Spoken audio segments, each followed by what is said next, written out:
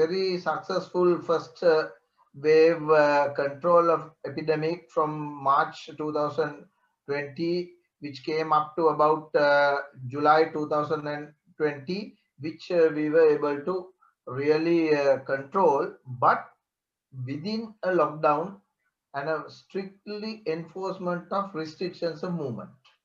Then we saw a somewhat lapse period till about late September. From July, we had elections in the country, and people were going back to their normal whatever behavior patterns, and there was some ignorance on the control measures and personal protection.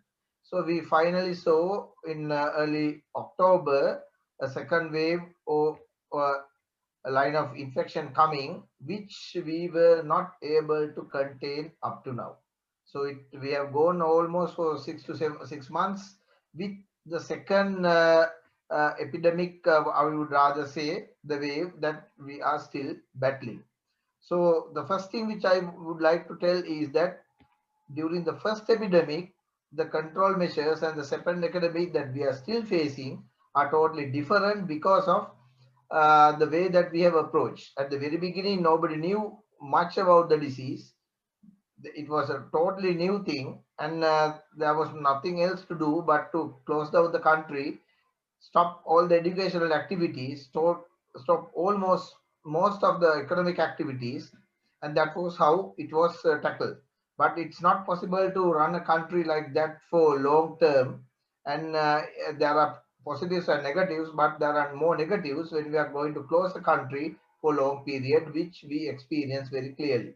So in the second wave, there was a high number of infections came from about early October, which went to almost 1,000 plus cases by end of November and December. And particularly, it was a very difficult period where we had more deaths, and we some days we found about 8 to 9 deaths happening, and it was frustrating. And we were had a difficult period of the facilities in health sector where we were having a real need of expanding the health sector facilities, particularly beds for patients that have been admitted. And while all doing this, there has been certain changes in the whole system where our approaches were changed.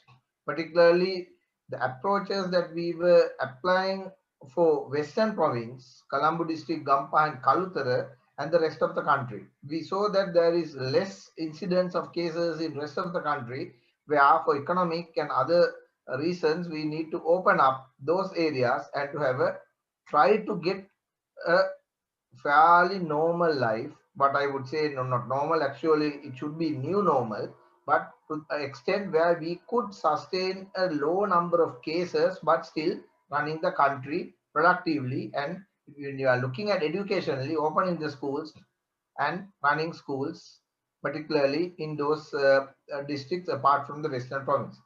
But we saw last about 5 weeks that we had a less trend with less cases detected, and it was a global trend that we saw from mid-January, basically from Europe, North America, and in other countries, where at the end of the winter, severe part of winter, the cases were going down. As also as in India, the incidents were going down up to about mid-February. And sometimes in India and other countries, it extended this lowering of cases up to about mid-March. But now we see a different trend now across the globe, where we have a higher cases reported even in India and in European Union and many other countries, and even in Australia, certain parts, that we find high number of cases reported. And in Sri Lanka, if you look at for last about 5 to 6 weeks, we are seeing the cases from thousands went down to about 700, then to now to about 200 to 300 cases a day. And deaths for us, it was generally low for about 4 to 5 deaths a day, and some days it was about 2 days. So that is the current situation at the moment. But before the winding, I want to stress a couple of things. Now the global trend is that we are seeing higher number of cases daily and the trend is increasing. One reason is the mutants happening in the virus, therefore more virulent strains that we are looking at with high transmissibility also. If you look at certain parts in particularly in South America, Brazil, they are finding extremely difficult to cope up with the infective rates at the moment and high severe disease at the moment and deaths and other sequelae. So although in Swiss country we are seeing somewhere around 250 to 300 cases a day, that is no means a satisfactory rate because any time it can go high.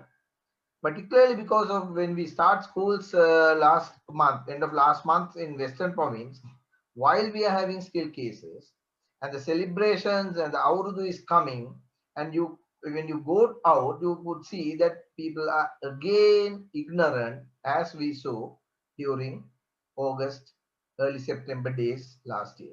And it is more than that the ignorance. People are really trying to celebrate New Year. New Year is our New Year and it's a time to celebrate. But the issue is, are we ignorant of the fact that we are working during a pandemic where the other countries are really seeing a surge of cases and surge of deaths?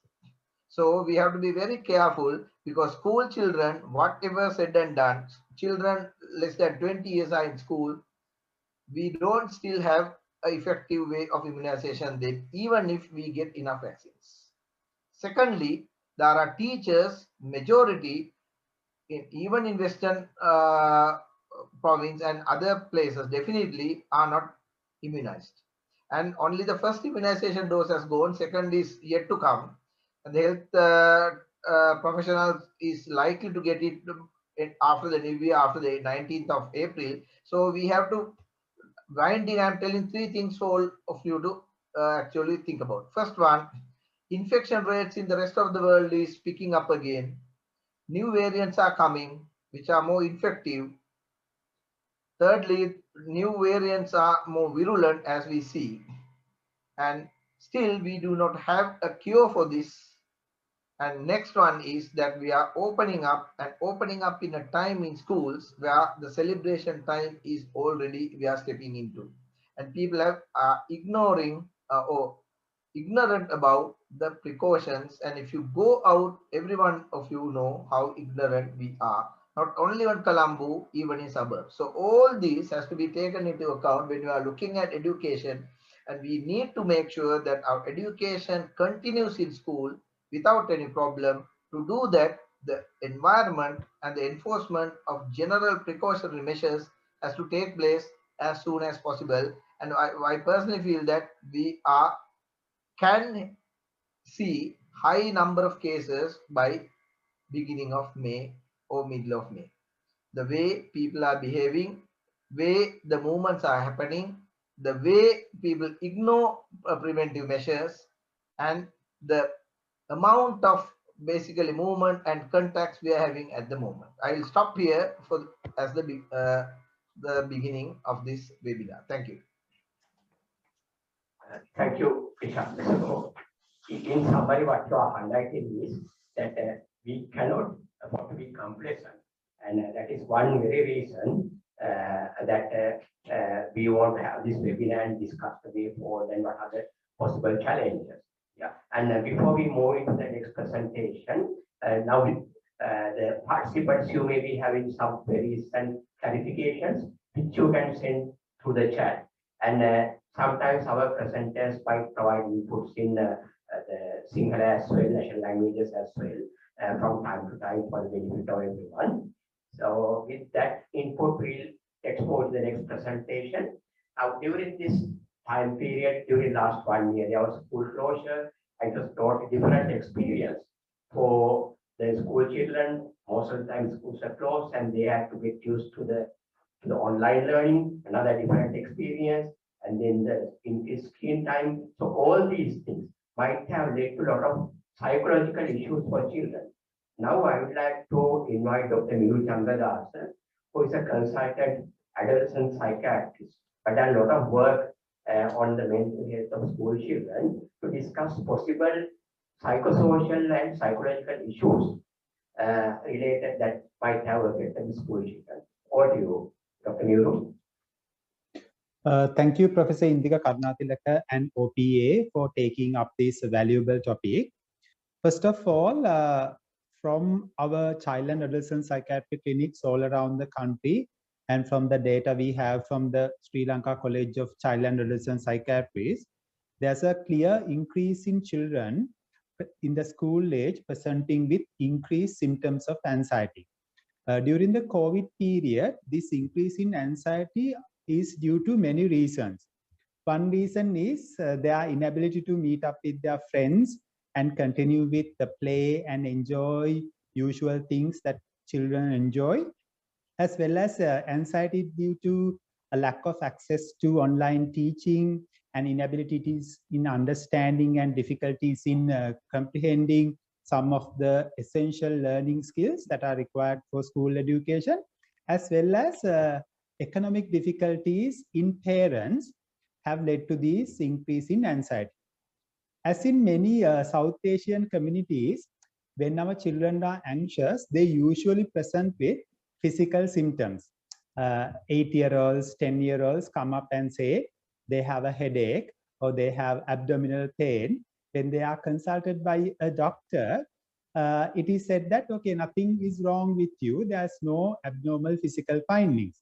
But actually, these physical findings are related to anxiety, because anxiety in children lead to increased tension in the muscles, especially in the abdomen and the frontal scalp, which lead to headache and abdominal pain.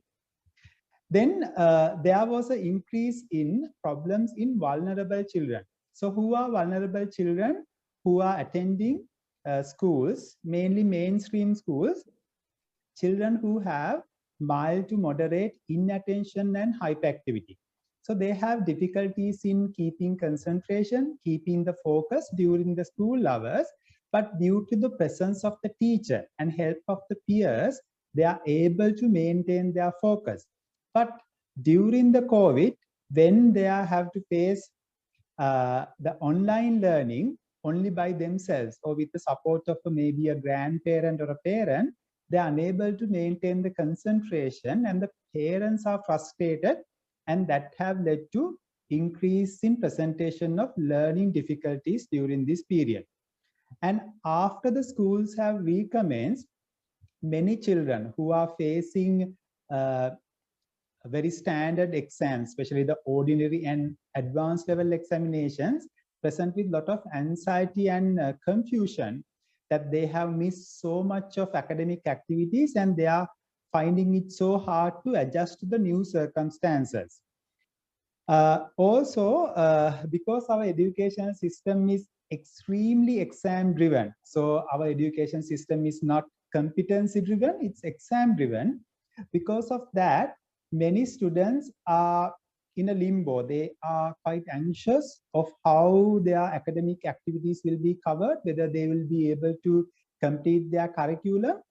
Anyway, there's a marked disparity even before the COVID, how the education system affects the higher economic classes and the lower economic classes.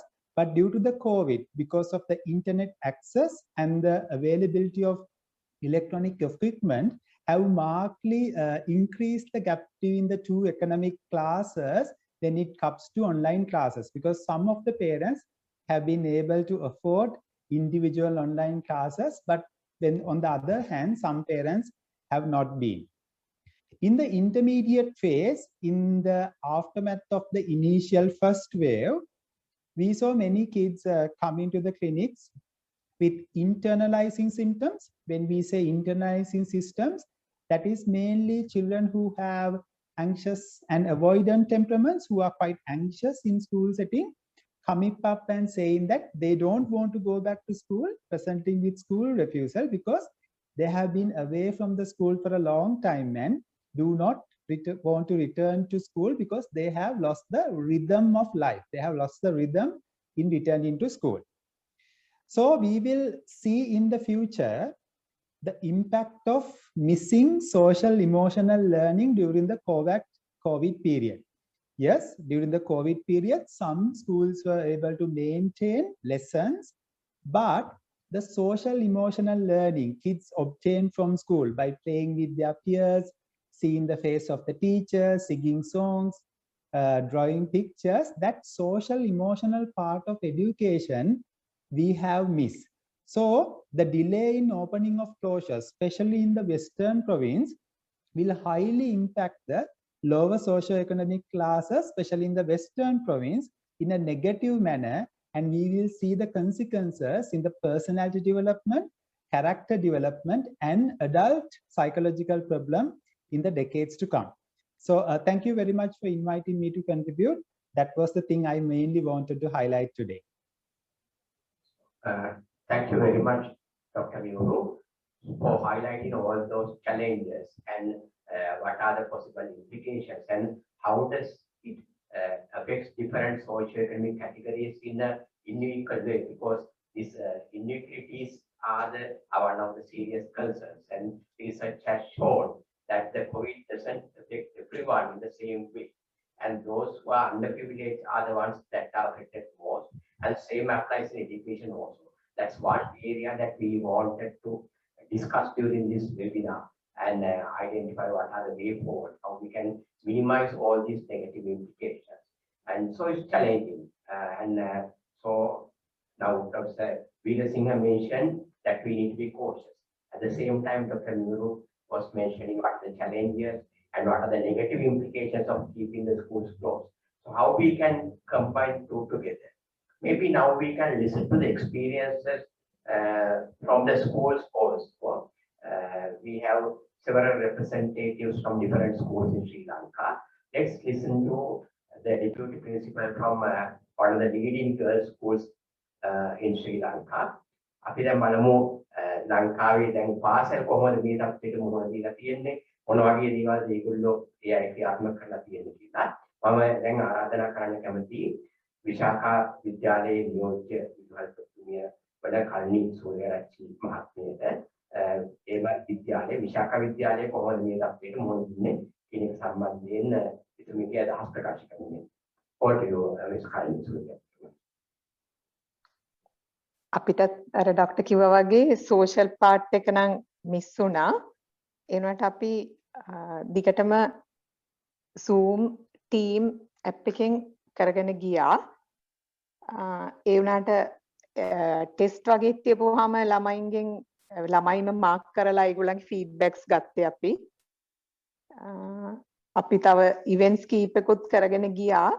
ඒ වුණාට ඉස්කෝලේ එන්න ගත්තම තමයි ළමයි ආස උනේ ගොඩක්ම මේ ක්ලාස් එකෙන් භාගයක් අපි ගෙන්න ගත්තා. ඉතුරු භාගය තමයි ගෙදර ඉඳගෙන ඒ වෙලාවෙදිම ටීම් ඇප් එකෙන් කරපු ලෙසන්ස් එක ටීම් ලෙසන්ස් එක ඒගොල්ලන් ජොයින් වුණා. ඒ අයම ඊළඟ දවසට ගෙනෙන්න නැතුව ඒ විදිහට අපි ළමයිව පුළුවන් තරම් ඉස්කෝලේට ගෙනෙන්න බැලුවා පොඩි ගෲප්ස් වලින්.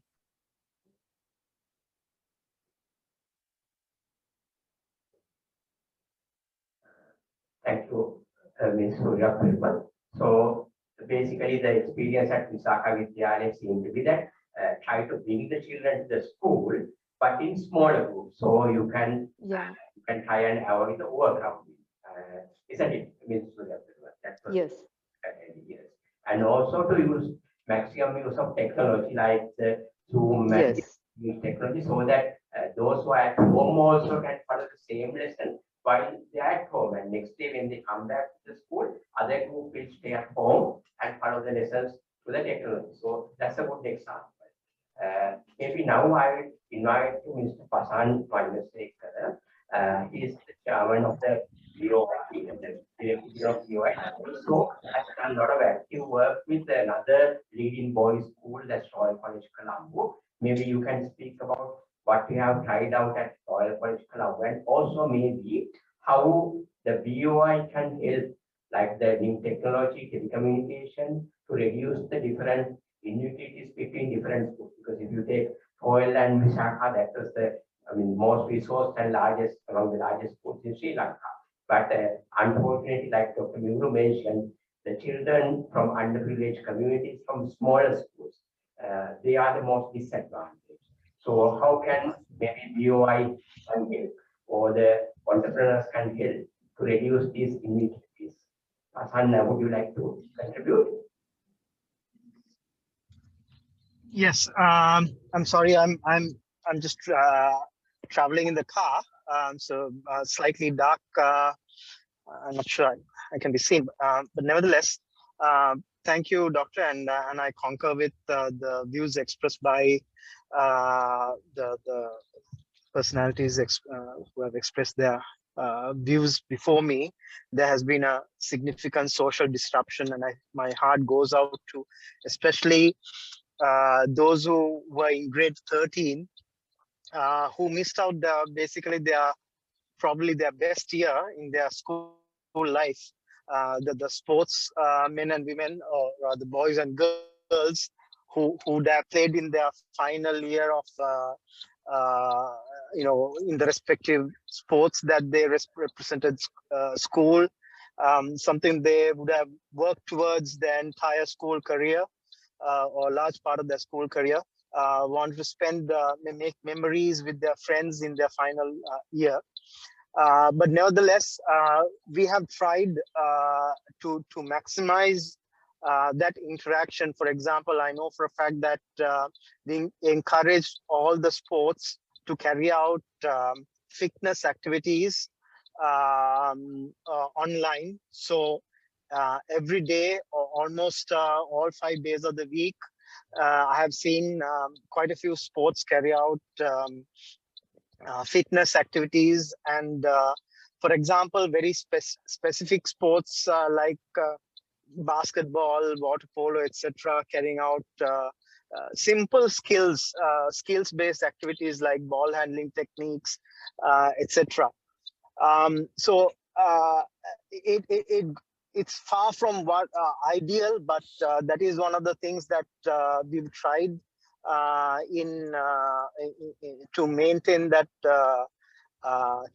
maintain that momentum, and keep the boys enthused about what they were passionate about. In addition, we've experimented with online quizzes, various challenges such as musical singing contests, talent contests, etc. We've done quite a few of those online. And during the brief periods where school opened somewhere mid-year, one thing we also did was to plan for contingencies in the eventuality, further contingencies rather, in the eventuality that the social distancing restrictions were reinforced. And I think that was in very good hindsight, because that helped most of these co-curricular, extracurricular activities were made possible because of that sort of contingency planning that we did during the mid-year reopening of schools. Our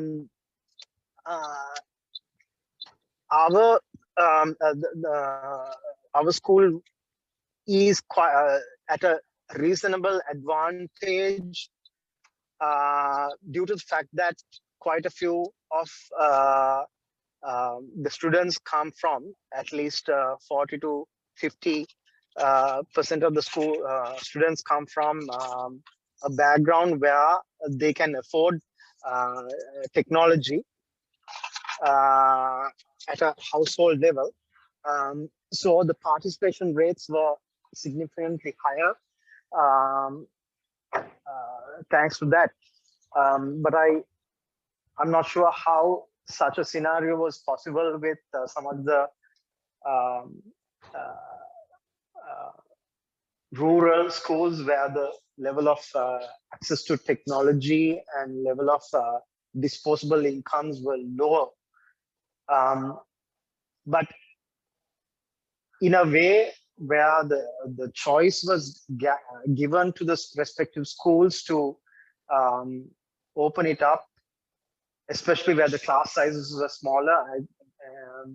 I believe it was possible to open up those schools for both types of activities, academic as well as co-curricular, let alone extracurricular, at a much earlier date than what we witnessed in the Western Province. And mind you, given my other role, my professional role, let me state that some of the global companies that have seen the greatest value accretion have been the tech firms. For example, PayPal, Facebook, Amazon, LinkedIn have seen their stock values multiplying quite a few fold. So it has opened up a new possibility in terms of investments for the investing community.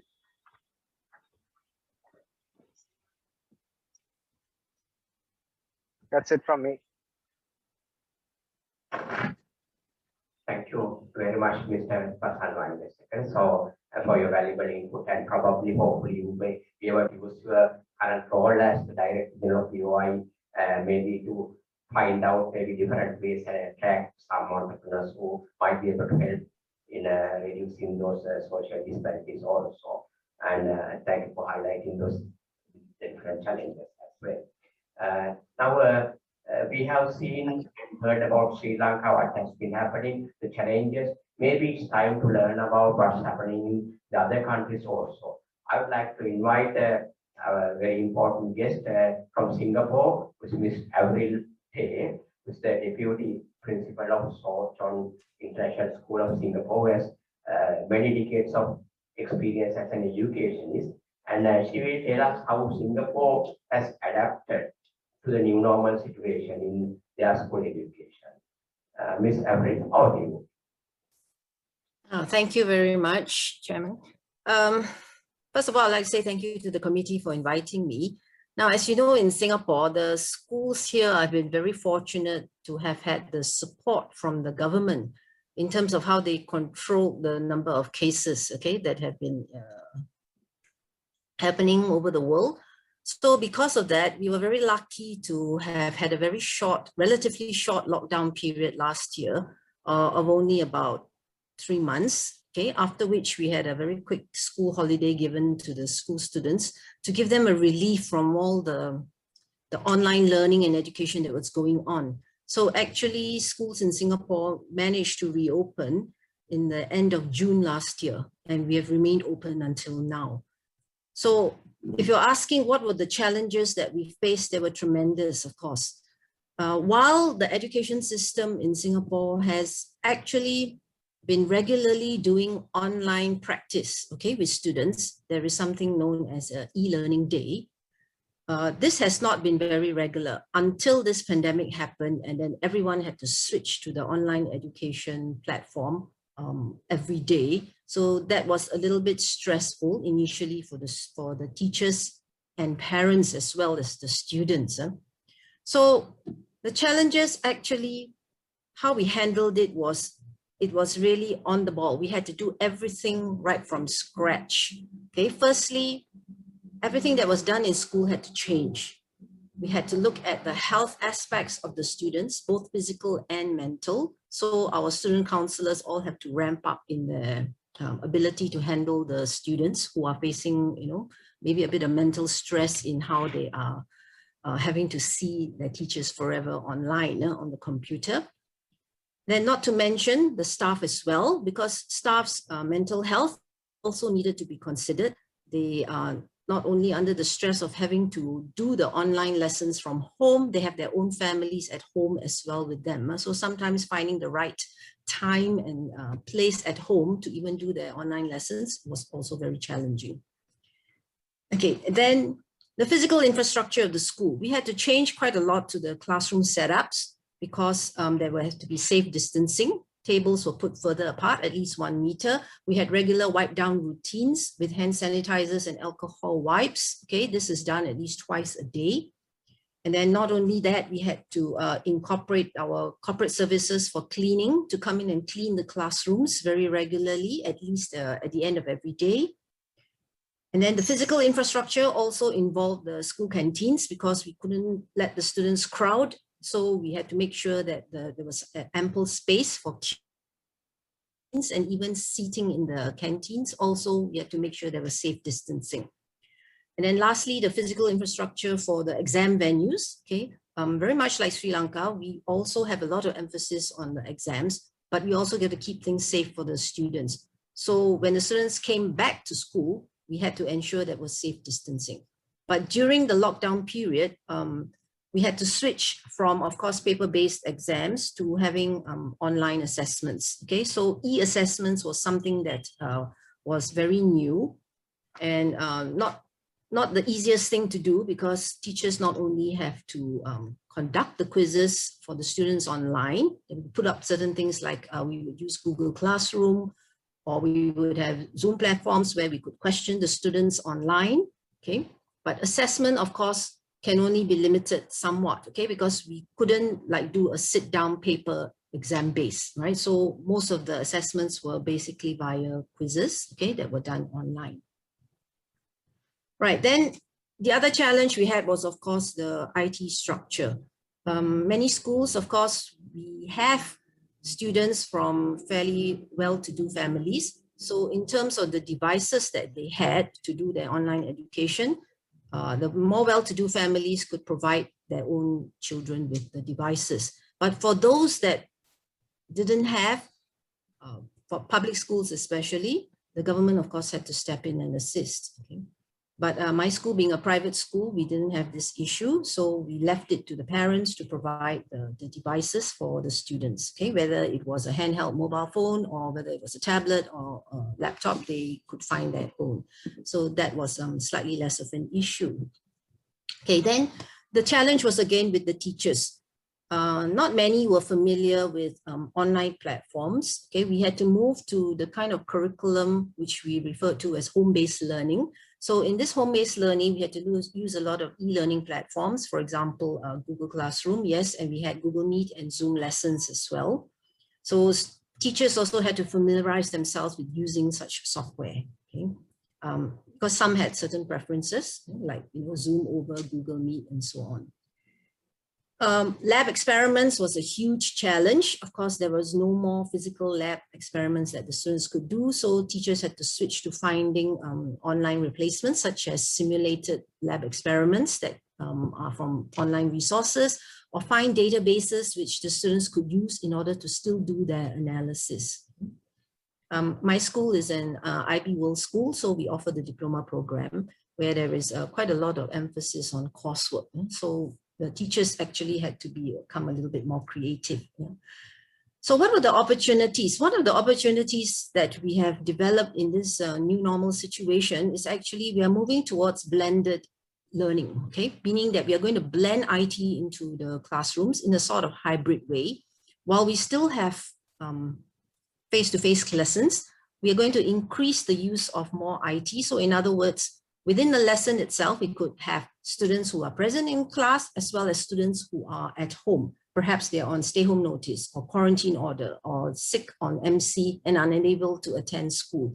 So we would incorporate the IT learning while the teacher is teaching, and no student will be left out. Okay, so that's one of the moves that we are going towards. Of course, the second thing that we need to move across is to find an appropriate learning management system or an LMS. So our schools are looking for different LMSs that best suit the school environment, okay?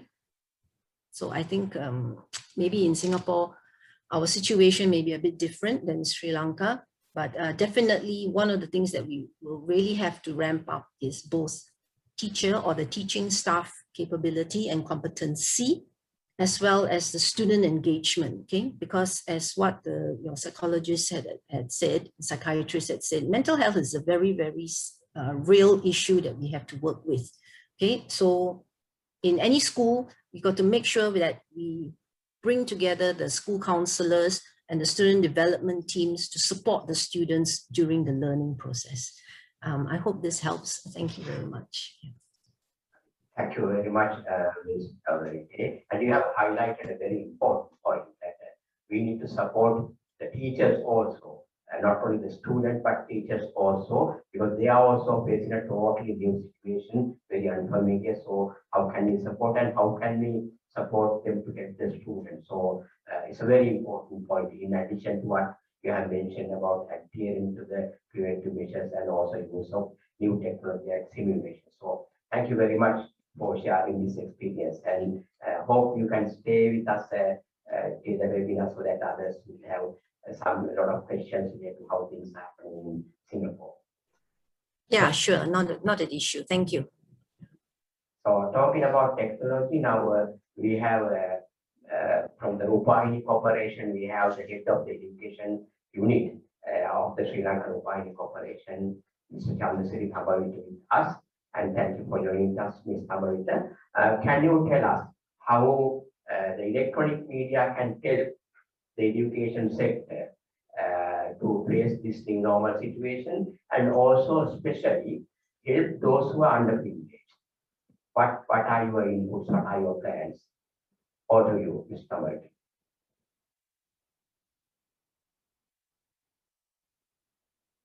Sounds are not coming. I think it's muted. Mr. Thabavita, your voice may be muted. Can you unmute yourself?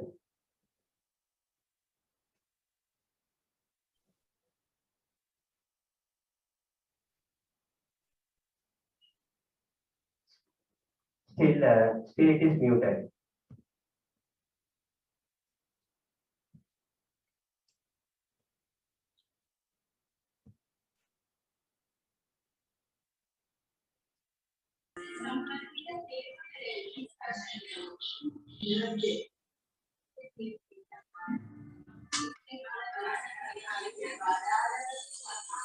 Can you unmute yourself?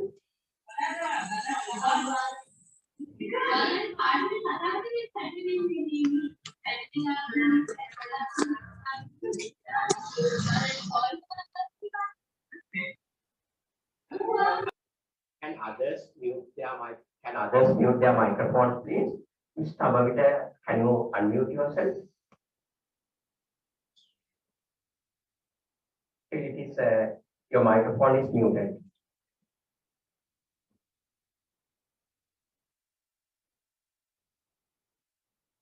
Okay. Okay, now it's good. You can start. Okay, thank you very much. Sorry for this. Thank you very much, Professor Indika Karunarana, for inviting Rupahini to join this important meeting. And first of all, I would like to say the Rupahini Education Division and started to education program for the school children, curriculum-based education, 4 decades, nearly 4 decades. As you know, Rupahini Corporation started in 1983 as a gift of Japanese government, and especially for the education programs, producing education program to uplift the education of school children in Sri Lanka. And from the 1984, we did the education programs for school children all over the country, especially Tamil programs and Sinhala program. We telecast through the main channel, in Rupahini main channel, channel 1. And as you know, Rupahini is the pioneer education channel in comparing other channels, because of I proudly say, and all of the program we giving free of charge for the children, because we are producing programs and giving it to POTV and Dialogue TV, POTV for the through the telecom, and receive the programs rural area students especially free of charge, charges given to them. And especially the COVID period, all over the country lockdown, as you know, and mid-March, And as soon as the lockdown, we Rupahani decided to immediately do the program. All the schools closed from this time, and we Rupahani decided to do the program not only one channel one, to separate our channel I. Channel I means EYE, education, youth and entertainment. But we provide the whole channel and 24 hours for the school children from during the COVID period from the beginning start mid-March. And with the collaboration with I proudly say with the Ministry of Education and National Institute of Education, collaboration with the two institutions.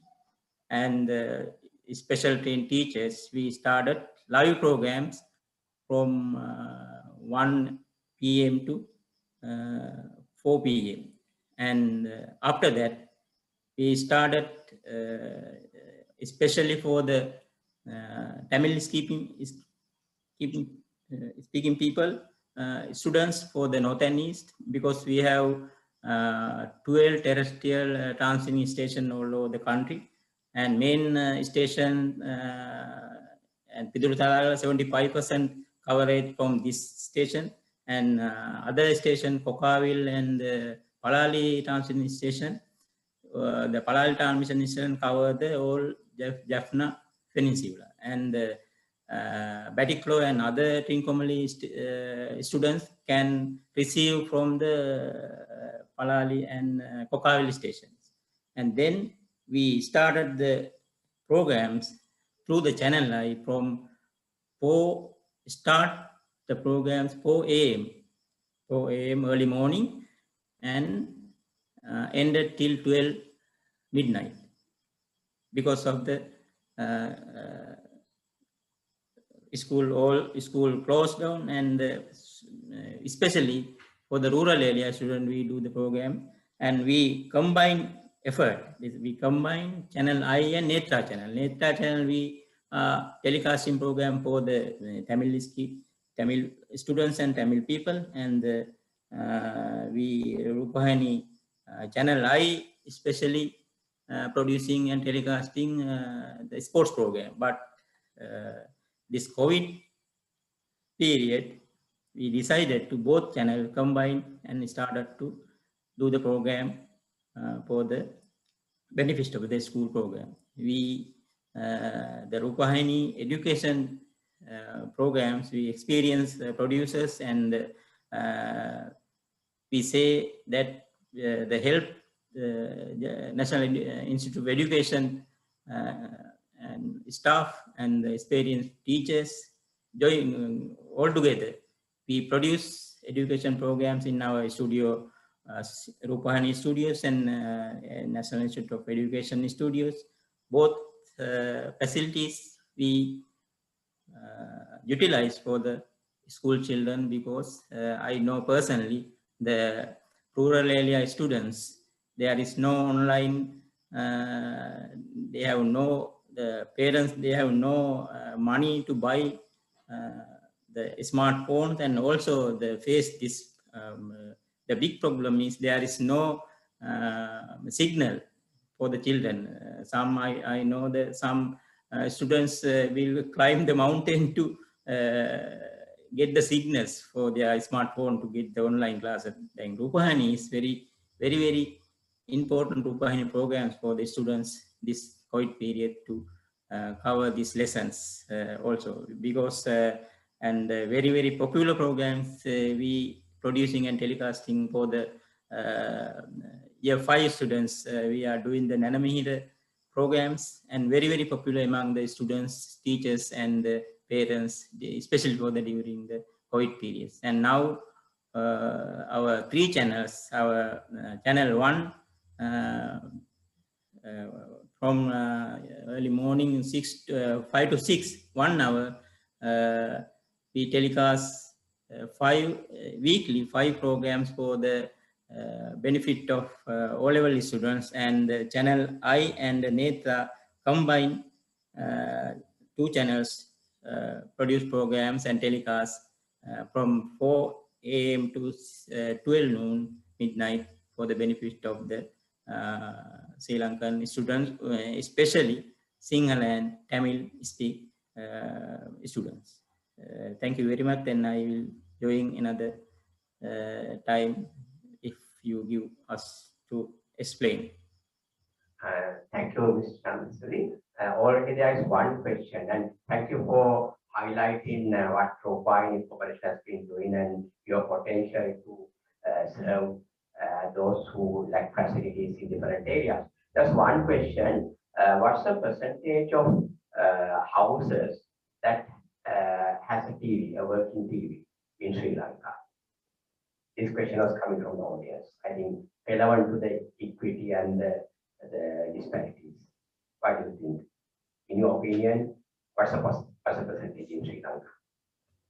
Yes, you mean Rupani covers the percentage of the viewing patterns? Yeah. Say no, not the viewing pattern. Say if you take the number of houses in Sri Lanka, how many will have television? In Sri Lanka? Yes. Yeah. How many will have how many houses? Say percentage. How many houses will have a working TV? Can you say again, Professor? Yeah. Say if you take say the number of houses in Sri Lanka, how many of those will have a working television? The television the producers for the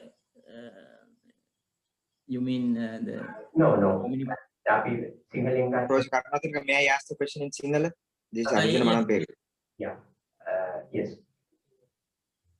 Chandrasri Mahatmaya, mage nama Arjuna Manamperi, National Issues Committee ke chairman OP ke. බුදුමාට මම හොඳට ඇහෙනවද? ඔව්. මේකයි පහන ප්‍රශ්නේ. දැන් household කියලා කියන්නේ සාමාන්‍ය අපේ පවුලකට ඉන්න සාමාන්‍ය අම්මයි තාත්තයි දරුවෝ දෙන්නෙක් විතර ඉන්න. අදට 4 දෙනෙක් 5 දෙනෙක් ඉන්න පවුලක් තමයි පවුලක් කියලා කියන්නේ ලංකාවේ. ඒ වගේ පවුල් වල ගෙවල් වල ඉන්නේ. ඒ ගෙවල් අපේ 1000ක් තිබුණොත් ඒ 10න් කීයකට 100ක් තිබුණොත් 100න් කීයකට ටීවී වැඩ කරන ටීවී එකක් තියෙනවද? ඇත්තටම ටෙරස්ට්‍රියල් ටීවී ලංකාවේ rural areas වල මම හොඳටම දන්නවා. අපි දැන් අපේ රූපවාහිනී රිසර්ච් ඩිවිෂන් එකක් තියෙනවා. දැන් අපි සියලුම ගෙදරවල ටීවී එකක් තියෙනවා. නමුත් දැන් මේ ටීවී එකේ ටෙරස්ට්‍රියල් ටීවී එකේ බලන්නේ ගොඩාක් දරුවෝ এডুকেෂන් channel එක බලනවා. මොකද අපේ channel ISA channel 1 එක එකතු කරාම හැම මේ 90% මේ viewing මේ රිසීව් කරන්න පුළුවන්. එතකොට සියලුම ගෙදර හැම ගෙදරකම වගේ ඕනම දුප්පත් පවුලක ටීවී එකක් තියෙනවා. නමුත් සමහරක් ගෙදරවල නෑ මේ ඩයලොග් ටීවී නැතුණා රිසීව් කරන්න ටිකක් අමාරුයි. ඇත්තටම 90%ක් විතර මම හිතන ලංකාවේ ජනගහනයෙන් ටීවී තියෙනවා හැම ගෙදරකම. බොහොම ස්තුතියි. Thank you. Thank you very much, Mr. Chandrasiri. So yes. There are a few other questions coming in the chat also. The resource persons themselves can answer in the chat as well, like the number of televisions and other programs, and whether you have done surveys to find out how many are benefited. Actually, you can respond to those questions in the chat also. Meanwhile, now we have discussed the current situation of the pandemic and the challenges that we have faced, and what are the schools have been doing, the psychosocial issues, and what the electronic media can do. So ultimately, all these things, the decisions has to be taken by the Ministry of Education. So maybe it would be useful to ask from them, what are their plans? අපි දැන් අධ්‍යාපන අමාත්‍යාංශයේ ගතතුර අධ්‍යාපන අමාත්‍යාංශයෙන් මේ ප්‍රශ්නවලට සහ මේ ඇති වෙලා තියෙන දේවල් කොහොමද මේ දේවල් විසඳන්නේ වගේ කියන සැලසුම් මොනවද? දැන් අද අපි කතා කරපු දේවල් ගැන ඒවා කොහොමද සලකා බලන්නේ? මම දැන් අපිත් එක්ක ඉන්න අධ්‍යාපන අමාත්‍යාංශයේ සහකාර ලේකම්තුමියක් බද්දා විතානගේ මහත්මිය මිස් විතානගේ මේ ගැන අපිට මොකද කියන්න පුළුවන්?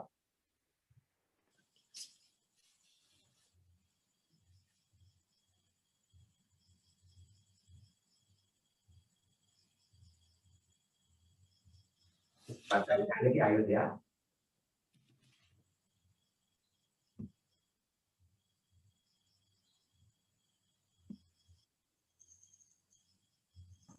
Thank you, Doctor. Thank you, Doctor. Actually, Doctor, after the COVID pandemic, we had a kind of situation analysis with our provincial and zonal level officers and school principals. From this exercise, we learned about most of students, they have some kind of difficulties of access for the online programs, even also telecast TV programs also. Our system, the national, provincial and zonal level, they used different modes like telecasting programs and conducting online classes, and also making the groups, WhatsApp groups like that, Viber and those things. But lack of smartphones and lack of access of the internet facilities and especially connectivity, those are the main problems in the all over the country. Not only rural areas, actually even urban areas also. We identified those issues. Some schools use hand delivery study packages for students actually in some zonal and school levels. Mainly we find, we already identified those difficulties, that means inability of access and access to implementation modes for the education during the pandemic, especially underprivileged areas, and not only underprivileged areas, those who are in the low economic, socio-economic levels, including some students in some clusters of popular urban schools also, and also inequalities of facilities in schools, divisions and zones, zonal level to continuity, the conducting of lessons within the zone. They found they have a lack of resources. They face the problem of lack of resources, materials, and no connectivity, even some zones. And found the lack of parental support, because during the COVID pandemic, some parents, they lost their livelihood. Therefore, the priority has given to the maintain, find the livelihood and how whatever their needs. Therefore, they gradually they neglected the children's education. They have to struggle with their other needs, foods and other things. Therefore, we found in some areas it was totally neglected. And also the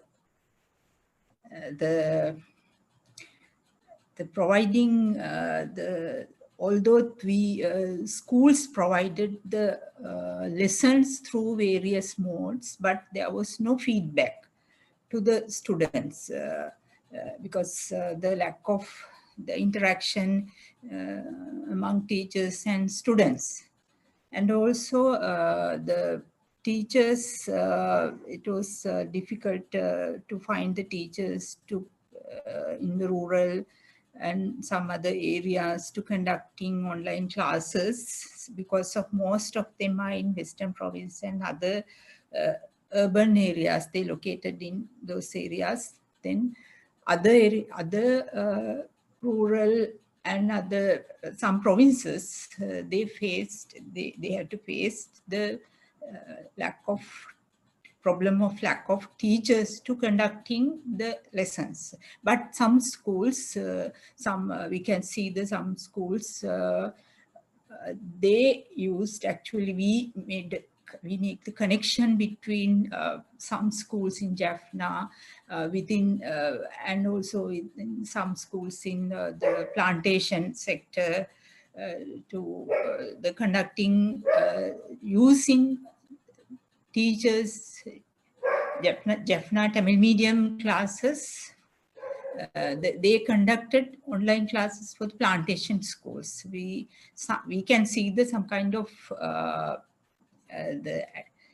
the potentials also during this pandemic situation. But however, we can see the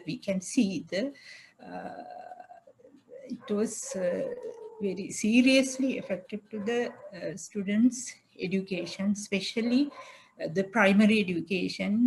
Nearly 1.6 million students are in the primary grades in our country. They lost grade 1 and 2 children. They lost totally their first 2 years in schools. Actually, now we are planning to conduct the study also the literacy and numeracy levels of the students in primary classes, because we need to prepare the catch-up education programs for those who are vulnerable, seriously vulnerable from this pandemic situation. Thank you very much. Okay. Thank you, Ms. Again, actually, you have got the same issues that have been highlighted throughout this webinar. And so I think this shows that we need to work together and find out the solutions with the work with the Ministry of Education, find out what are the solutions for this challenge. Again, there is one question from Ms. Bhatta, which you can respond in the chat also. How many percentage of schools outside Colombo district, and how many of them have internet connectivity? We don't know whether you have those data, but if possible, see whether you can provide the answer. I mean, this also shows that the resources are unequally distributed, and it's something that we need to find the answer, like how to pool the resources, how the larger schools can help others, so on and so forth. Okay, so now we'll move to the final round for the resource persons, and the questions are also coming in the chat where the resource person can respond directly. You may be having, based on everything that's discussed, you may be having some concluding remarks to give based on everything, all the issues that we have discussed. Krishant, you have any final remark to make? Yes, few comments. I think it's important. First one is we need to have a very clear understanding how to sustain the school education system within this pandemic situation. We can open, we can close. That is not the answer. We need to continue this. One of the solutions that we have proposed sometime back also, there is 264,000 teachers in schools, plus if you look at total school workforce, maybe about 300,000. So take them as a priority group for vaccination. That is one. Because in schools, students cannot be vaccinated from the vaccines that we have. So to sustain schools, the major issues is to teachers. So one is to vaccinate them as a priority group. One. Second one, make sure that we continue the precautionary measures in schools to make sure that spread does not happen or minimize in schools. Thirdly, we need to make sure that we do not have super spread events in schools, because we have to continue with these precautions for at least 1.5 more years. So we should not have unnecessary event social gatherings inside schools that could be super spreaders. These are three things from that team. On the other end, I have a very serious issue. Before 1.5 years, from the public health side, we were doing programs to minimize the screen time of children, jolly well knowing the psychosocial, mental, and other health effects due to increased screen time of kids. And now we are going into a totally different direction. We encourage them to do more internet-based, online-based, and computer-based activities, smartphones, and we have increased their screen time maybe 1,000-folds now. And we need to be very clear, there are positives and negatives of teaching and using online, internet, and web-based teaching. And we have to be extremely cautious about that to make sure the health of our children are not affected. Therefore, we also have to make sure that their physical activity is increased, even when they are at schools. So there are guidelines very clearly stated certain sports activities are allowed in school, not contact sports, but other sport activities, individual sports, these has to be increased in schools to make sure that we have a healthy next generation. If not, when they go into this particular behavior of sedentary lifestyle at home or in school, we will have severe effects for the future. So these are the things that I want to tell in these two fronts. Last thing which I want to very clearly state is we have to give this clear message. Yes, there's a celebration time within next 2 to 3 weeks and things have started, but we should be responsible citizens from home to schools, and we should cultivate our message into children's and the others' heads. If not, we may be seeing very high numbers of cases by middle of May or end of May. So these has to be very clearly remembered and stated. Thank you. Thank you, Prashant. Dr. Muru, so what are your suggestions and recommendations based on everything that we have discussed? Thank you everyone for contributing. I must say that there are some positives from the COVID that teachers who have never done an online lesson in their third-year careers have doing online teaching lessons for the first time. And there are parents who have never learned how to check the internet browsing history, learning how to check the internet browsing history. Those were some positives. And some schools from Colombo contributing to provide electronic equipment and internet access to some rural schools in an altruistic way. That has also been a good thing. For the future, I must say that the first thing is we need to shift from our exam-driven curriculums to more competency-based curriculum, which incorporates character development. That means development of special characteristics that are important for the success of life, like honesty, empathy, respect, understanding, such skills, and also giving emphasis to social emotional learning, where children spend more time together at school away from books, where they communicate with each other and learn many things, like dealing with a friend and helping a friend. Then in the primary schools, we need to move away from one teacher teaching many subjects. As you know, for grade 1 to 5 in Sri Lankan schools, apart from English, computer studies, and drama, one teacher teaches all the subjects like maths, Sinhalese, Buddhism. I think that need to change. One teacher from the grade need to develop special abilities in teaching one subject, and they can do online session at least once per week or once per month. So most of the kids will learn from a better prepared teacher. So that was the major barrier this year, that teachers are not prepared enough to do the proper online learning session.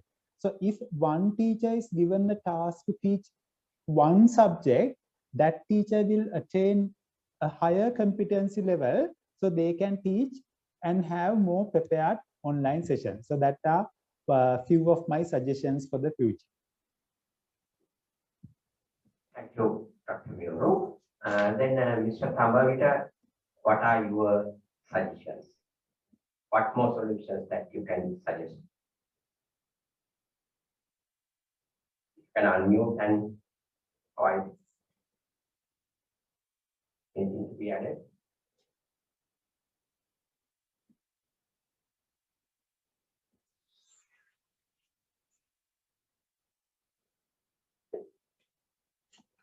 Meanwhile, maybe Ms. Kalani Surya, the Deputy Principal of Visakha Vidyalaya, what are your suggestions? Tapi මොනවද කරන්න පුළුවන් එහෙම නැත්නම් අනිත් පාසල් කොහොමද කරන්න පුළුවන්? What do you think?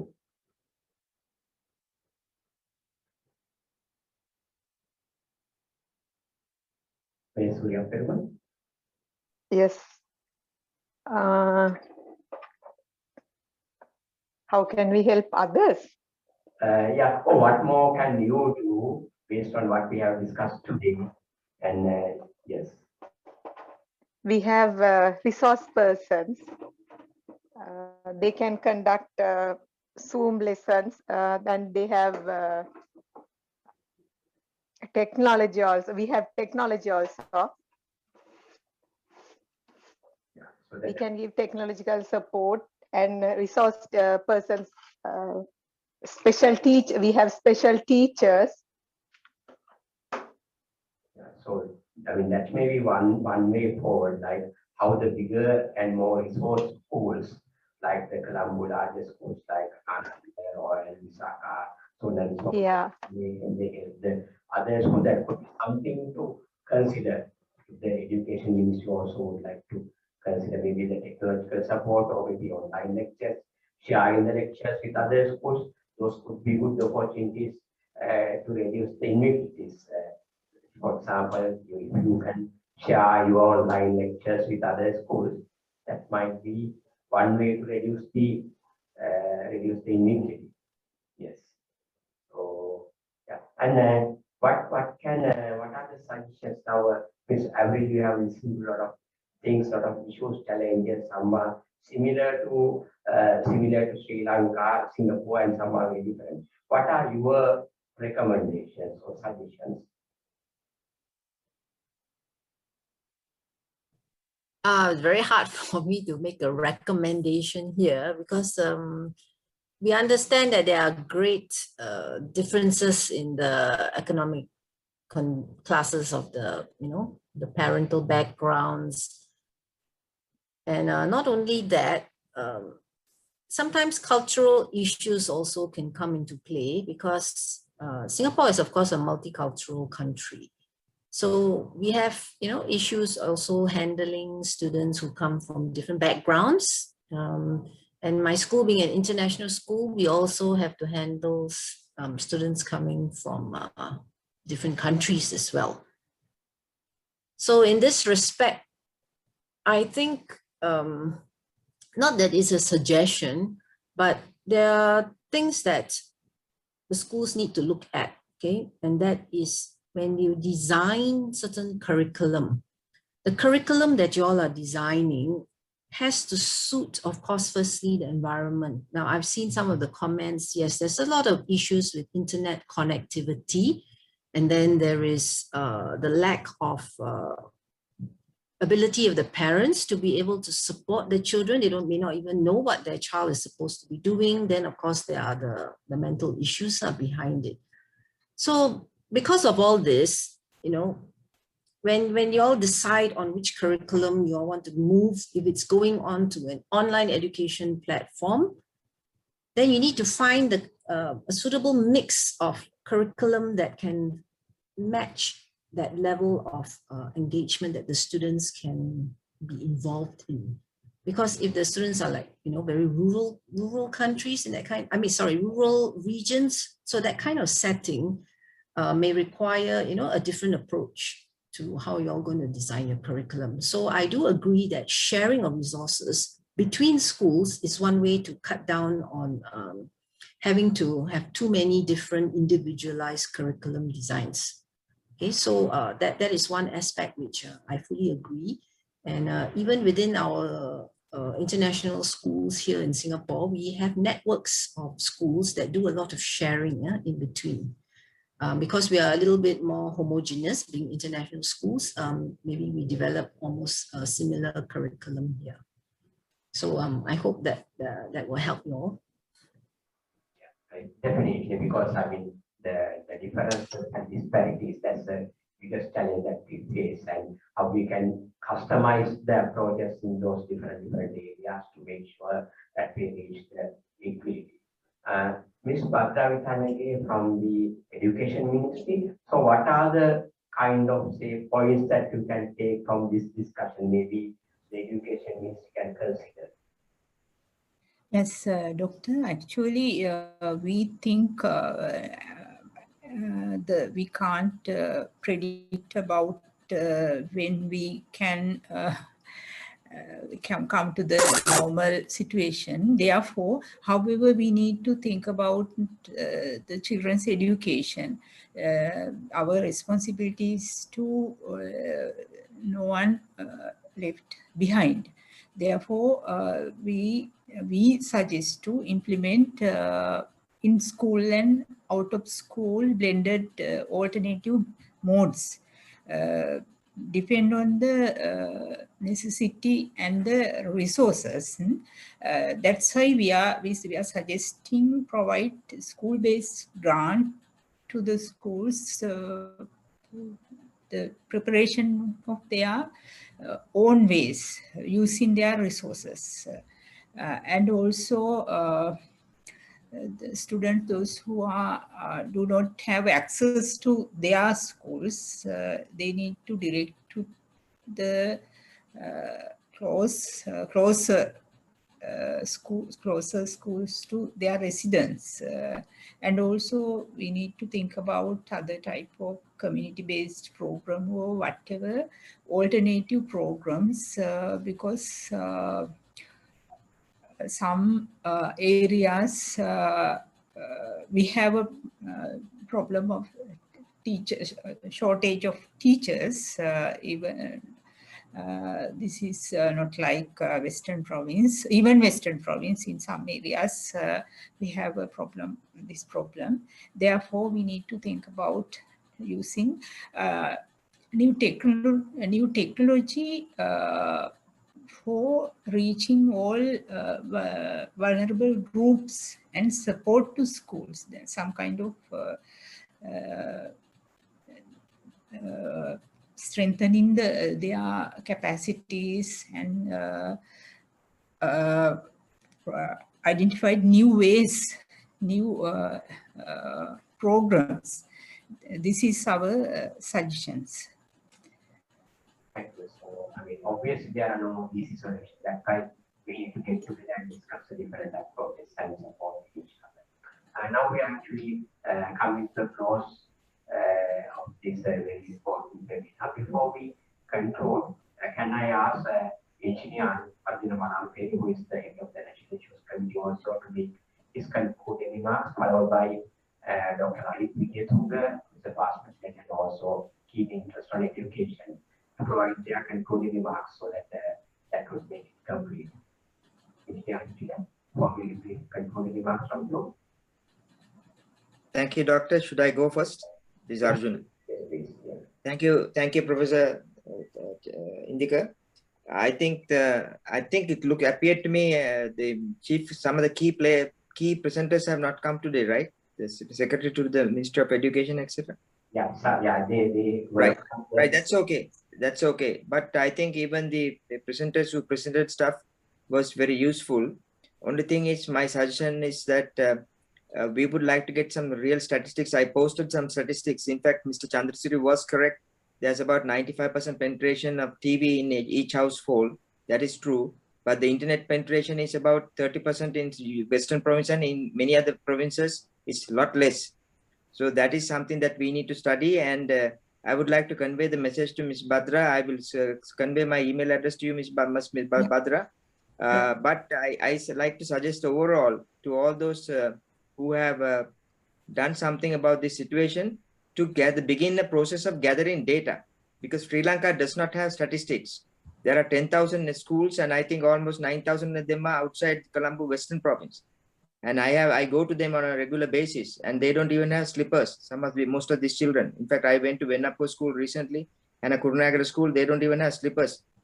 So the situation is that we have to gather statistics. That is what I like to suggest, Professor. During this period, we can start gathering statistics. I think that's very important. So overall, thank you very much for doing this. Very good, and I appreciate all the input from the presenters. They were very clear and loud and clear, and they came on very well on Zoom. Thank you very much. Thank you. And maybe Dr. Lalit also. Yeah, thank you. Thank you very much, Professor, giving me the opportunity to give my remarks. So first and foremost, let me thank all the presenters. They have spent their valuable time to educate us.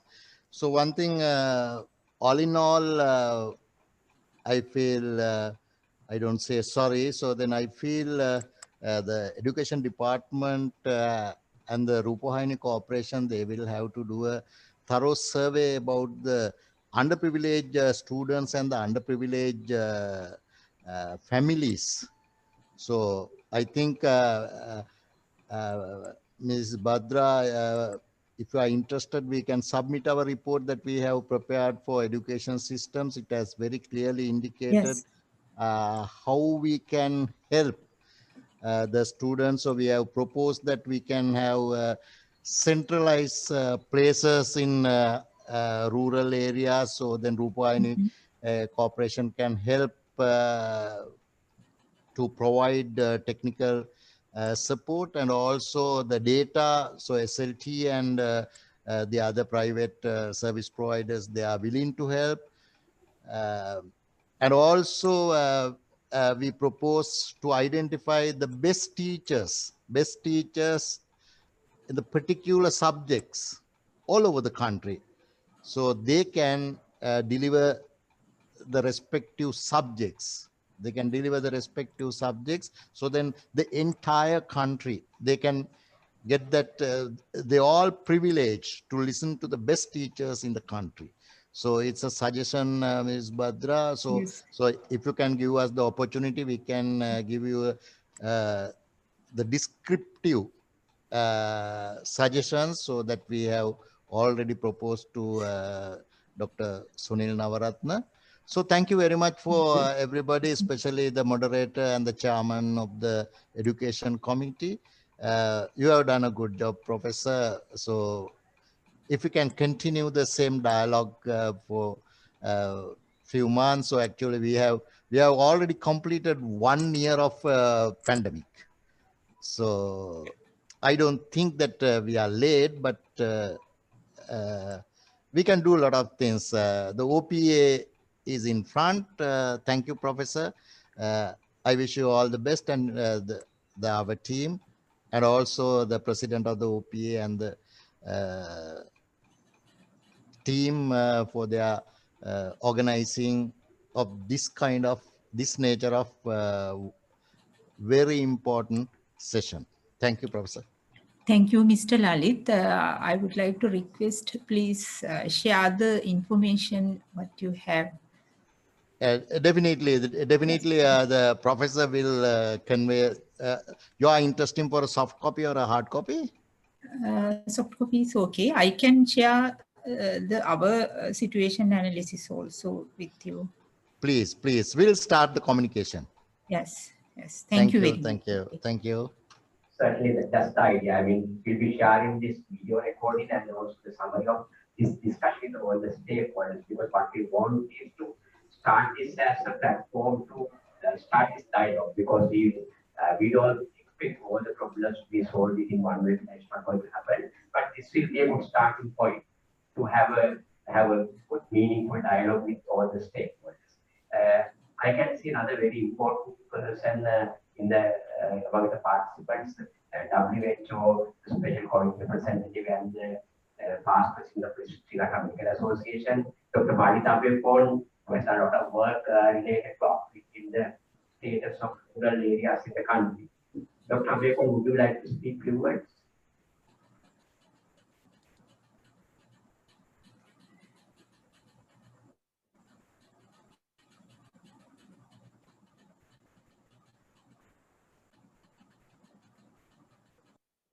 Dr. Parita Bekon, please.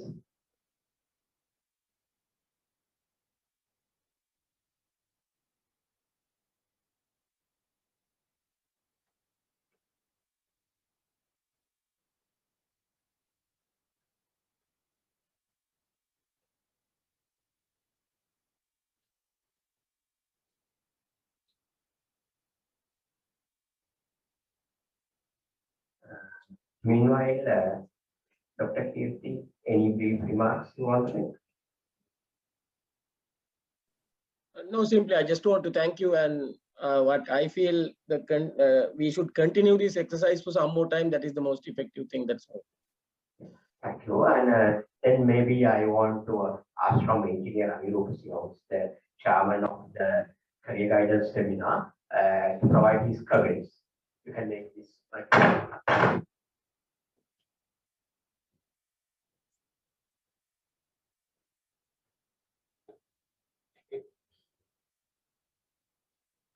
Professor, as chairman of the Career Guidance Committee, I would like to give some suggestions for the Ms. Bhadra and Mr. Tambavit, and to Dr. Lalit comment. I think in the pandemic situations, we can make opportunities. We can find the opportunities how to use that pandemic situation in the better way. As clearly mentioned, some of the speakers that we have inequalities, what is called resources among the country. We have 1.5 million plus students in the primary education. My suggestion is sometimes you know that Rupani Corporation is conducting some programs for the students. But meanwhile, some schools are conducting some online classes for the students. But there are some what is called mismatch. How can I say mismatch? If the Rupani Corporation is conducting some program, there are some programs conducted by the school. But if you can do a joint, what is called effect by the Education Ministry and the Rupani corporations, you can pass your what is called resources for the rural areas especially. Example, if you can give the proper message for the school, maybe a principal or whatever the region. Okay, this time we are conducting these programs. Then a lot of school may be not conducting their programs especially. That is the one suggestion. Other suggestion is, as Dr. Lalit mentioned, we have very good resources in the Colombo, especially some schools. If we can use the teachers to give the equal, what is called opportunities for the other areas by providing special teachers for the skillful teachers to conduct online session for the other areas. So please, my suggestion is please do a combination of the agreement between Rupani Corporation and Education Ministry to get the best output. That is my suggestion, Professor.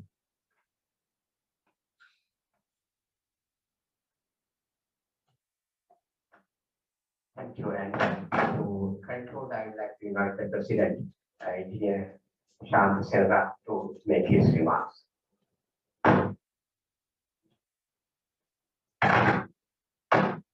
Thank you, Professor Indiga. I'm really happy that we were able to have a very informative and fruitful session today on this timely topic. And issues related to online learning and online teaching came to light during the program. Also, we heard how the online education is happening in countries such as Singapore and how they address the issues related to online education.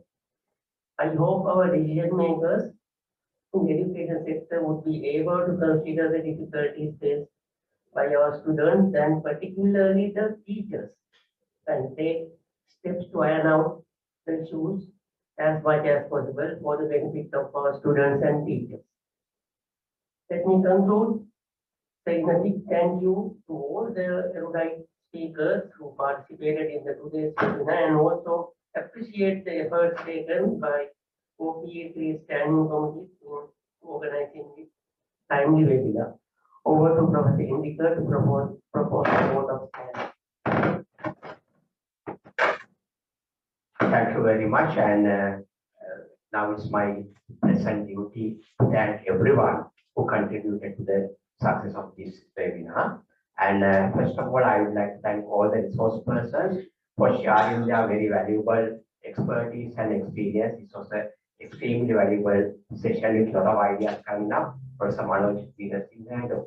Chandradas, Ms. Kalani Suryaperuma, Ms. Avite from Singapore, the Pascal Mandasekara, Ms. Chansiri Thambavite, and from the Ministry of Education, Ms. Bhadra Vitanaki. Thank you all of you. And also the three committees, the Education Committee, all the members, and also the National Issues Committee, as well as the Career Guidance Committee, the chairpersons and the members. Thank you very much for coming together for this important event where we can use as a starting point for our future dialogues and decision making. And also a very big thank you for two doctors, Dr. Chandana Pattu and Dr. Sajid Edin for liaising and with the contact resource persons with the Ministry of Education and providing cooperation. And also to Dr. Kirti as well for all the coordination. And this activity was conducted totally as in-house activity, the technical resources from OPA, because we want to develop the resources and the expertise as well. Therefore, I would like to thank the OPA office, the center director, the president, and also Secretary General Ms. Ruchira, all for the support, valuable support given, and especially the technical staff, including Lakshika, Dulanti, then Bandhu, and everyone, because you supported very much, and Manavi for coordinating this activity. And last but not least, all the participants, because your contribution was very important, and we have to work together and get together and move forward from there onwards. So with that, we conclude this very important